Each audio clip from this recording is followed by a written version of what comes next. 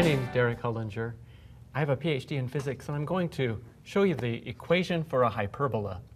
Before we go into it, though, I want to kind of show you what a hyperbola is. It's a really cool function, and it's one of a group called conic sections. And in this case, if you take a cone and you slice it straight down like this, and then you take off that piece there, then what you're left with, outlined in red there, is the hyperbola. So if you graph that, then you get something that looks something like this. Here's your x-axis, here's your y-axis, and a hyperbola looks something like that. And it turns out that these sides approach some imaginary lines called asymptotes. So I really ought to draw that a little better. That line gets closer and closer to that asymptote. This line gets closer and closer to that asymptote. And same thing over here. So there's what a hyperbola looks like. And the equation for a hyperbola is actually something like this.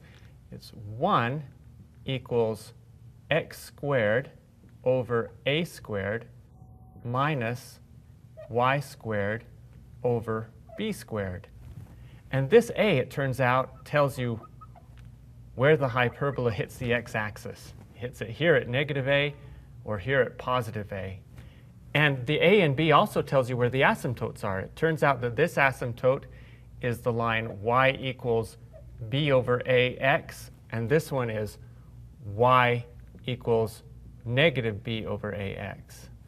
Now, sometimes you might see it where the minus sign's in front of the x instead of in front of the y. If that happens, then it's just telling you that the hyperbola goes up and down instead. So you'd have a hyperbola that looks like this rather than the blue line.